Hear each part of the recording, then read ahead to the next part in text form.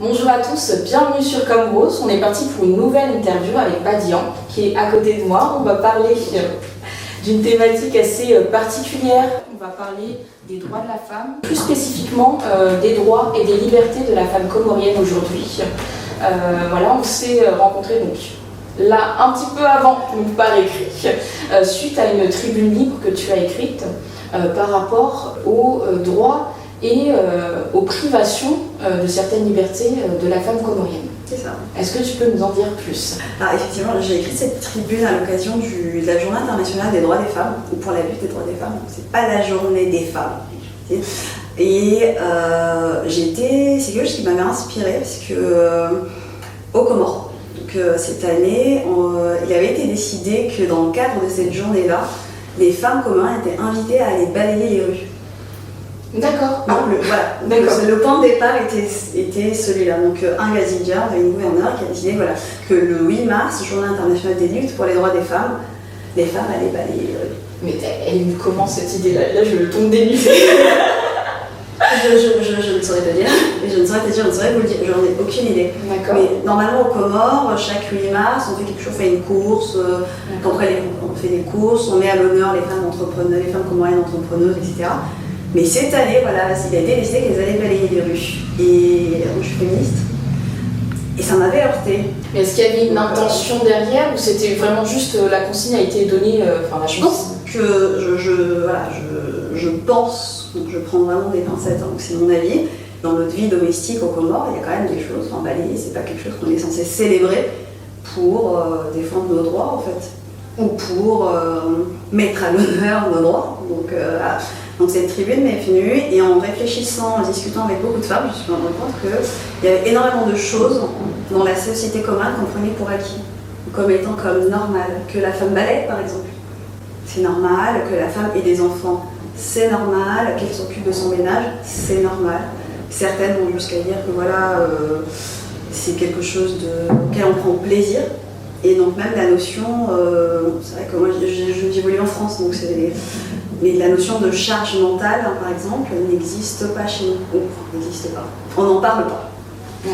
Donc c'est venu de ça, et plus je cherchais, plus je creusais, je me dis, mais en fait, il y a tellement de choses sur lesquelles on est censé pouvoir travailler aux Comores, qu'on peut revendiquer, qu'on doit revendiquer, et c'est complètement invisibilisé, mais on est à l'honneur.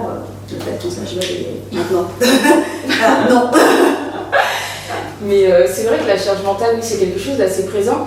Et le fait que la femme prenne plaisir à faire ces choses-là, ça je veux bien y croire, parce qu'après il y a des femmes qui peuvent s'épanouir dans ces cadres-là. Et chose que j'ai pas dit, mais que je voulais dire tout à l'heure, on n'est pas là dans la violence, on n'est pas là dans le conflit, mais c'est vrai qu'on constate certaines choses. Tu racontes pas mal de choses et on va en revenir en détail. Dans lesquelles moi je me suis reconnue, ou j'ai reconnu d'autres personnes, et il y a d'autres femmes à qui j'en ai parlé ont reconnu ces choses-là.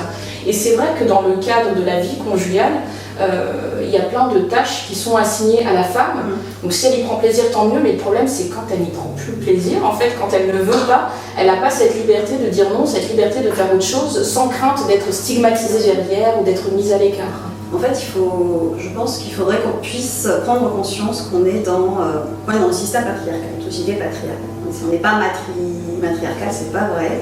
On est matrilinéaire, on est matrilocale, donc le statut se transmet par la mère, on vit chez la mère, on est les enfants de la famille de la mère.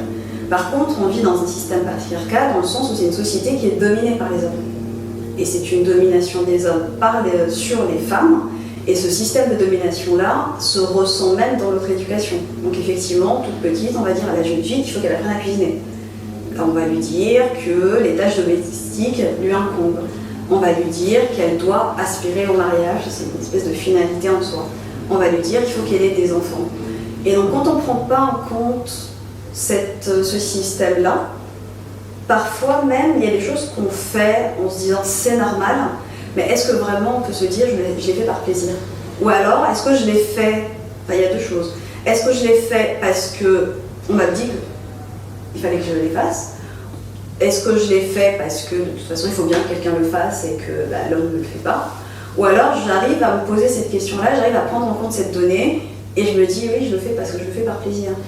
Et donc À mon sens, quelqu'un qui n'a pas cette espèce de réflexion, je doute qu'on puisse faire quelque chose par plaisir si on n'a pas conscience qu'en fait, de toute façon, c'est à toi de le faire. Ouais, c'est ça. Et ça, chez nous, c'est ça en fait. Enfin, je parle de mon expérience individuelle et des personnes, des femmes comme que je côtoie. La plupart vont se dire voilà, moi j'aime les enfants, j'aime cuisiner, j'aime m'occuper de la maison, et je me dis d'accord, mais que se passe-t-il si tu refuses de les faire justement? Exactement. La vraie question, elle est bien là, quoi. Est-ce que si tu ne le fais pas, ton mari le fait? Et s'il ne le fait pas, est-ce que ça a des répercussions sur toi, sur ton temps de travail, sur ton mental, ton état émotionnel? Et là, tout de suite, on sent un petit gêne. Voilà. Alors, il y en a qui vont dire ah, mais mon mari s'occupe, il aide à la maison. En fait, non, il n'aide pas. Il est père, il est mari, il s'occupe de ses enfants parce que ce sont ses enfants. Il cuisine, quand il cuisine, il n'aide pas, il doit manger en fait. Tout simplement. Donc, s'il fait à manger, c'est pour lui aussi. Donc, il n'aide pas. Quand il fait le ménage, c'est normal parce que il n'a pas envie de vivre dans la crasse en fait. Donc toi tu peux pas, aujourd'hui la plupart des femmes travaillent, on travaille autant que les hommes, parfois plus, parfois on gagne plus qu'eux, et ils nous incombent cette espèce de charge domestique, ça la charge mentale, de penser aux enfants, de penser à leur éducation, de penser à leur couche, de penser à aller les chercher à l'école, de penser à la babysitter parfois, de penser au repas. Donc il y a des femmes qui le matin elles se lèvent, elles cuisinent le déjeuner, le dîner, etc. parce que et pourtant il y a un mari à la maison. Et puis qu'il faut qu'elle s'organise pour la vaisselle, pour le linge, pour le ménage. Et toutes ces tâches-là domestiques incombent à la femme. Ça me fait penser à une archive de l'INA qui date des années 70, il me semble, où on voyait vraiment ces choses-là qui se passent encore aujourd'hui, dans le cadre présent, où la femme en fait a 2 journées de travail. Elle a sa journée de femme active et elle a sa journée de mère, et de combiner tout ça en fait, déjà être mère c'est un job, c'est un vrai travail qui n'est pas rémunéré malheureusement, mais c'est un vrai travail que d'avoir à s'occuper des enfants et faire toutes ces choses que tu as décrites, mais de se dire qu'avant d'aller au travail, déjà le travail c'est pénible pour tout le monde, l'homme est fatigué à la fin de sa journée, donc imaginez la femme qui fait une journée de travail et qui en plus de ça sa journée n'est pas finie, sa journée commence plus tôt que celle de son mari ou de son conjoint, et se finit bien plus tard que celle de... Il y a des familles où l'homme va au travail, se lève, il fait son café, prend son petit déjeuner, préparé par sa femme ou ses filles, parce que c'est pas nécessairement la femme épouse, mais c'est aussi les filles qui sont parfois à la maison, qui rentrent le soir, il met les pieds sous la table, et sa fille, après une journée d'école, et sa femme, après le travail, s'occupe de lui. Alors qu'il est là, qu'il est présent, qu'il a 2 mains, 2 pieds, etc. Et ça, c'est quelque chose... Alors, faut pas qu'on pense qu'on stigmatise la société comme ça. C'est quelque chose qu'on retrouve dans toute société patriarcale. Et pour donner un ordre d'idée, il y a, c'est en Islande, dans les années 70, ou 60, je sais plus, où les femmes islandaises ont décidé de faire grève pour l'égalité salariale. D'accord. Donc l'égalité salariale, égalité dans les travaux domestiques. Donc toutes les femmes islandaises ont arrêté de travailler, elles sont descendues dans les rues. Et donc les hommes, ce jour-là, il y a une petite anecdote, c'était qu'il y avait une pénurie de saucisses dans les supermarchés. Parce que c'était tout ce qu'ils savaient faire en fait. Donc ils se sont rendus compte qu'il fallait aller chercher les enfants, s'occuper des enfants, les emmener à la maison, les laver, etc. Et il fallait leur faire à manger. Et comme ils ne savaient faire que cuire des saucisses, et voilà, il y a eu une pénurie parce qu'ils n'en achetaient que ça. Ah oui. Bon, ça révèle beaucoup. Et ça dit beaucoup de choses. Comment est-ce qu'aujourd'hui un homme qui vit seul, parce que ça arrive, un homme commun qui vit seul, ou un homme marié qui travaille autant qu'une femme, ne saurait pas s'occuper de ses enfants ou cuisiner pour ses enfants, voire pour lui-même en fait. Oui, pourquoi il penserait que c'est optionnel aussi? C'est ça. Donc il y a cette espèce de choses, d'injonctions, de tâches, et c'est ce que je dis dans mon article, c'est dans ma tribune plutôt, c'est qu'on a l'impression, en tout cas j'ai l'impression qu'en tant que femme, il y a des tâches qui me sont uniquement dédiées, mais parce que je suis femme. Et pourtant, ce sont des tâches manuelles qui demandent l'utilisation de mes mains, en fait, qui s'apprennent. Je ne suis pas née avec une connaissance en cuisine, avec des skills, des compétences ménagères. Non, je les ai apprises. Est-ce que la femme, politiquement, par exemple, n'a vraiment aucun rôle? Est-ce que économiquement, elle n'a aucun rôle, ou c'est juste qu'elle est invisibilisée? Il y a un travail... en tout cas, il y a eu un effort d'invisibilisation de la femme comorienne au cours de ces dernières années. Je pense que ça doit remonter à 10-20 ans. Politiquement, on sait qu'on a des femmes comoriennes. Voilà. On sait que lors de la lutte pour l'indépendance, des femmes comoriennes et les premières militantes comoriennes, mais on les célèbre pas. On les célèbre pas, leur nom n'est pas entré dans l'histoire. On sait qu'aujourd'hui, il y a autant de femmes que d'hommes aux Comores, peut-être un petit peu plus de femmes, et ben, ces femmes-là, elles travaillent. Il suffit d'aller à Volo et de voir donc, le marché Ingazidja et de voir que la plupart sont des femmes. Donc il y a cette espèce d'ambivalence où on veut réduire la femme comorienne à un rôle domestique, tout en lui disant non mais là aujourd'hui la vie est dure, il faut qu'elle aille travailler, il faut qu'elle fasse des études. Et une fois qu'elle fait ses études-là, mais on veut quand même lui accoler une espèce de rôle domestique également.